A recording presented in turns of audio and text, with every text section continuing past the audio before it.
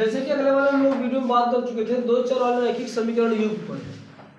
हमने ये बताया था कि दो चर वाले रैखिक समीकरण क्या होते हैं और रैखिक युग्म क्या है, रैखिक समीकरण क्या, और दो चर में रैखिक समीकरण के साथ साथ में दो चर वाले रैखिक समीकरण युग्म बताए थे।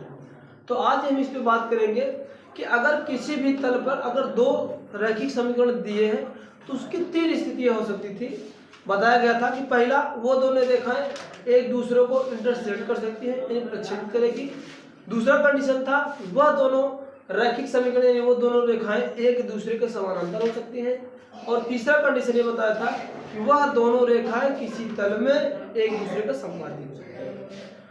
अब उसको हम बात करेंगे अगर वो तीनों रेखा इस प्रकार की स्थिति शो करती है किसी समतल में, तो एक एक स्थिति को हम बाय द एग्जांपल के साथ। क्वेश्चन है कि अखिला अपने गांव के एक मेले में गई, वह एक चरखी की सवारी करना चाहती थी और हुपला खेल खेलना चाहती थी।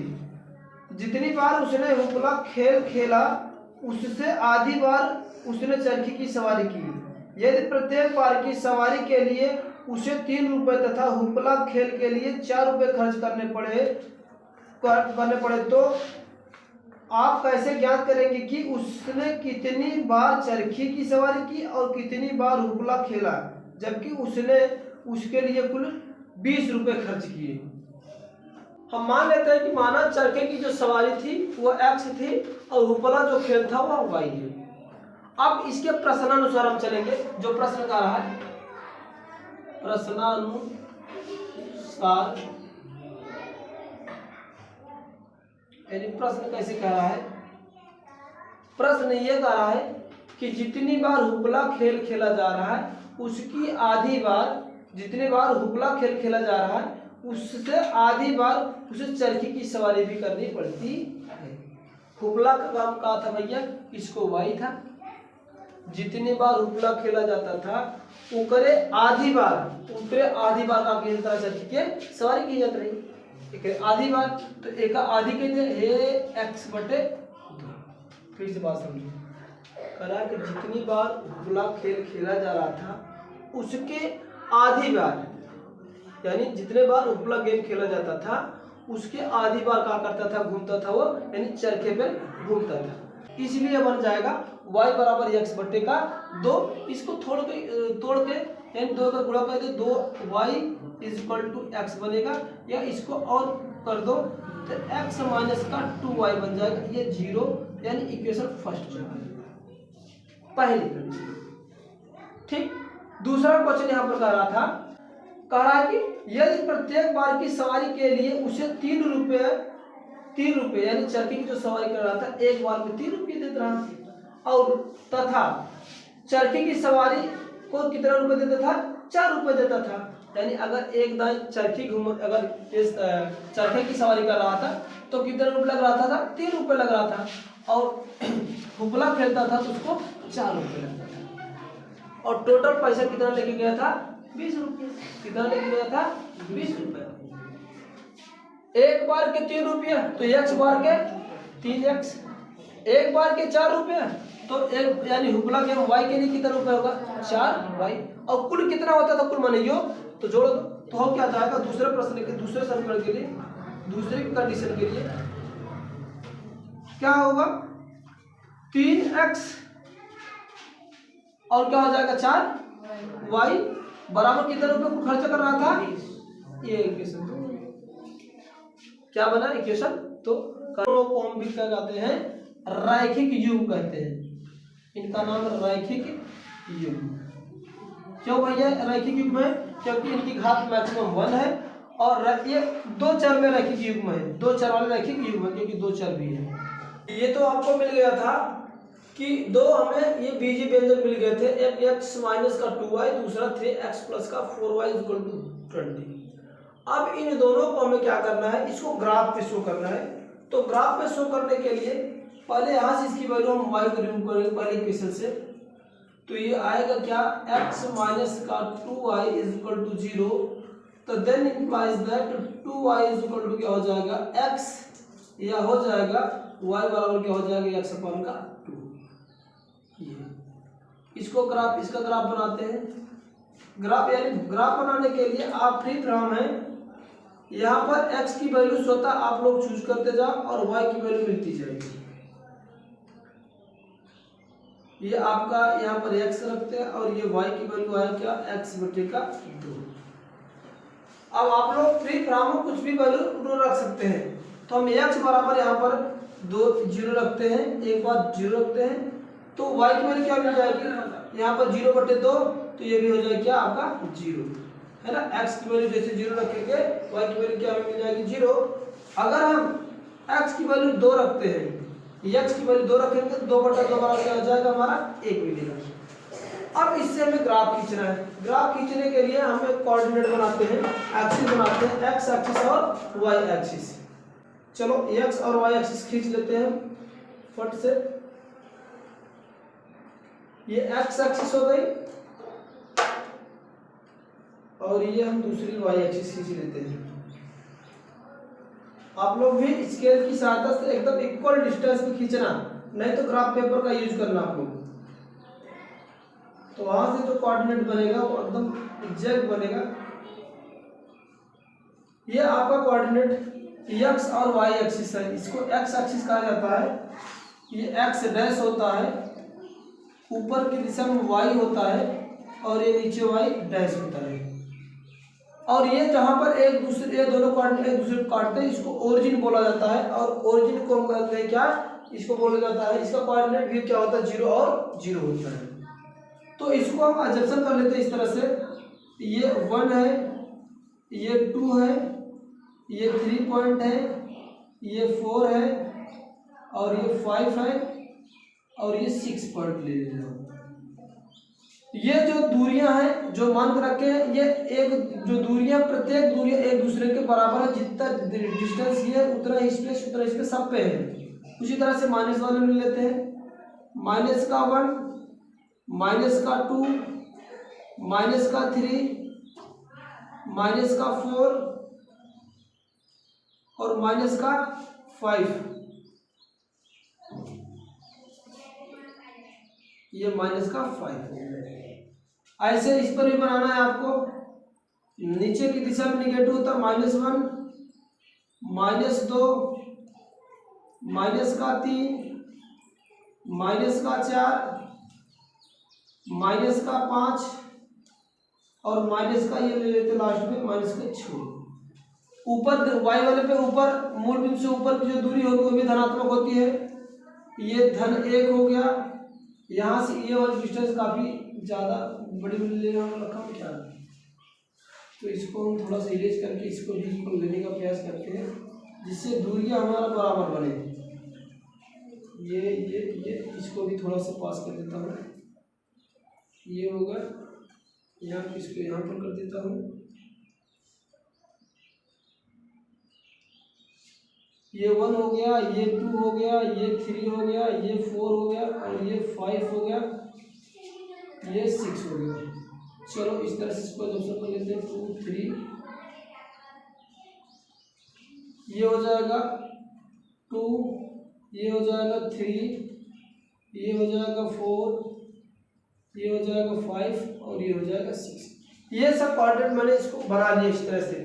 अब करना क्या है, पहला कोऑर्डिनेट यहाँ से इसके निकल का आएगा, क्या हमारा बनेगा 0 व 0, क्या बनेगा 0 व 0। दूसरा बनेगा हमारा 2 व 1 बनेगा। तो चलो दोनों को खींचते हैं। ये वाला कोऑर्डिनेट 0 तो 0 ही होगा ही, 0 0। दूसरा 2 व 1 यानी x पे कितनी दूरी चली गई है, 2 चला गया है और y पे कितना है 1, तो ये x की दूरी 2 है और y के लिए 1 है। तो ये दोनों, इन दोनों को मैं ठीक से बना रहा हूँ।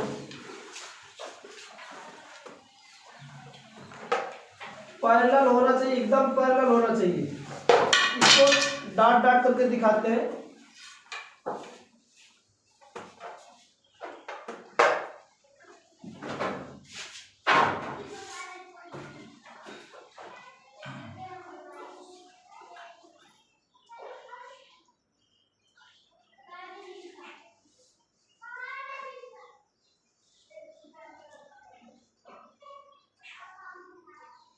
ये और इस पे y पे कितना है x 1 है, तो 1 यूनिट इस पे भी खींच देते हैं।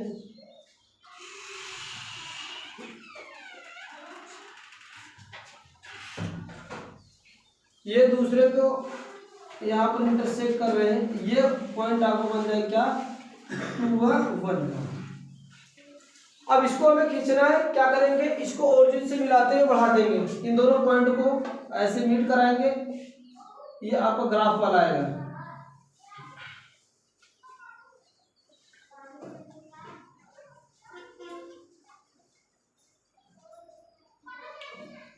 ये और ये जो बनेगा वो आपको क्या होगा, ये एक्सिस, ये आपको किस रेखा का समीकरण है, ये x माइनस का 2y का है, ये पहला। अब दूसरे के लिए मुझे बनाना इस वाले क्वेश्चन सेकंड के लिए, इसको भी यहां से रिमूव करते हैं दूसरे क्वेश्चन को, 3x प्लस का 4y इज इक्वल टू 0। यहाँ पर भी आपको यहाँ से y की वैल्यू रिमूव करेंगे, बने क्या 4y is equal to minus का 3x होगा, फिर यहाँ से y बराबर आपको क्या मिल जाएगा माइनस का 3x अपॉन का 4। अब इसको भी ग्राफ यहाँ पर मैं बना दे रहा हूँ, उसके लिए ग्राफ यहाँ से भी x की वैल्यू पुट अप कर दो चलो, और y की वैल्यू क्या होगी आपको मिलती चलेगी।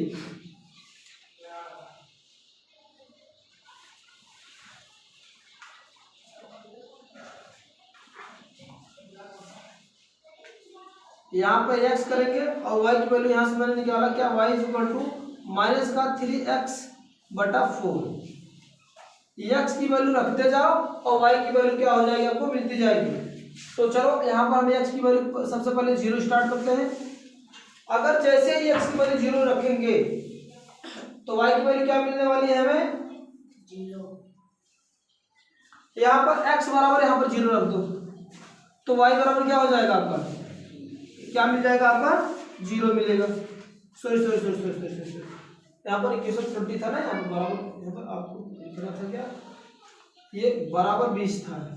अब ये आता क्या बनता आपका 20 माइनस का 3x बनता है, और ये हो जाता 20 माइनस का 3x। तो यहाँ पर भी कुछ रीअरेंज कर लो थोड़ा सा, 20 माइनस का 3x बटे टोटल का 4।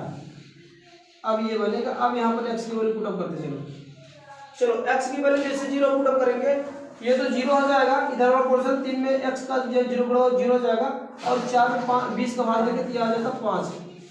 चलो अब यहाँ पर क्या करते हैं, x की वैल्यू हम जो है कि ऐसा वैल्यू रखो कि जिससे हमें छोटी छोटी क्वांटिटी मिले। अगर हम 20/3 रखते हैं तो ये 3 कैसे होगा 20 0 तो 0 बनेगा। यहाँ पर हम क्या रख देते हैं 20/3 रखते हैं, ऐसे भी कुछ भी रख सकते हो, बट ऐसे क्वाड्रेंट रख रहा हूँ जिससे हमें आसानी से ग्राफ खींचा जाए। तो 20/3 रखेंगे तो यहाँ पर क्या होगा, जैसे 20/3 रखेंगे तो 3 कैंसिल होगा, और 20 माइनस 20 यहाँ पर देखो मैं बता रहा हूँ, x बराबर जैसे ही 20/3 रखेंगे यहाँ पर तो y की वैल्यू क्या मिल जाएगी 20 माइनस का 3 गुणे 20/3, तो ये 3 कैंसिल होगा, तो आ जाएगा ऊपर क्या y बराबर 20 माइनस का 20 बटे समथिंग, तो 20 में से 20 गए 0, 0/4 बराबर क्या आ जाएगा 0।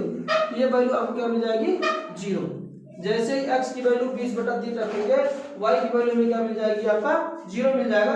एक कोऑर्डिनेट और कुछ भी ले लेते हैं, अगर x बराबर हम यहाँ पर 4 रखें, 4 अगर यहाँ पर 4 रखते हैं तो 4 3 12 होगा, कोऑर्डिनेट ऐसा रखा गया जिससे आसानी से हमें कट जाए।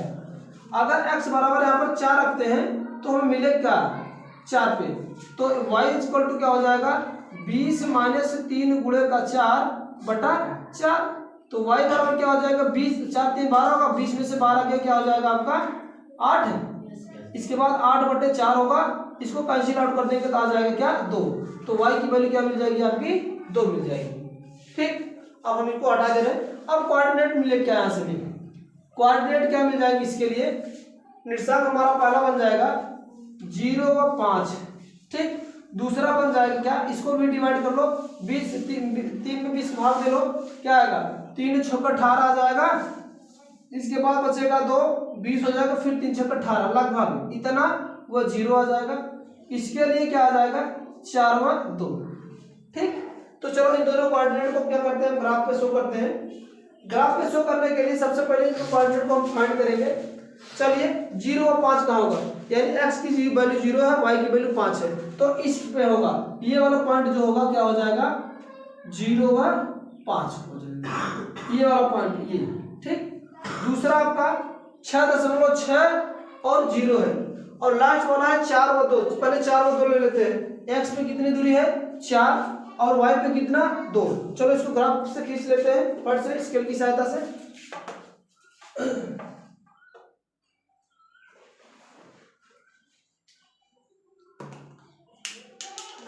4 व 2,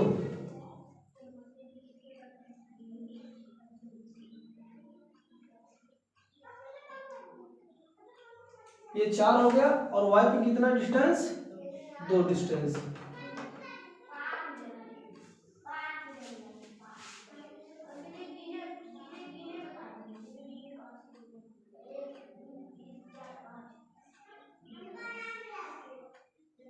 ये दोनों एक दूसरे को जहां पर इंटरसेक्ट करेंगे वो पॉइंट आपका क्या बन जाएगा 4 व 2 का।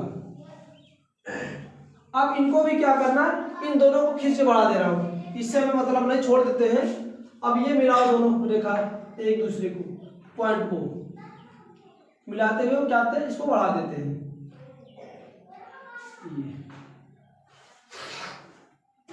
ठीक, ये आपका जो ये होगा रेखा, ये किस रेखा का क्वेश्चन है आपका 3x प्लस का 4y बराबर आपका 20 का है।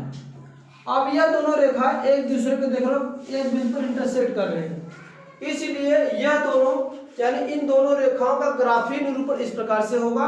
और साथ साथ ये हमें पता चल रहा है कि ये दोनों रेखाएं एक दूसरे को कहीं न कहीं प्रच्छेदित कर रहे हैं, इंटरसेक्ट करेंगी।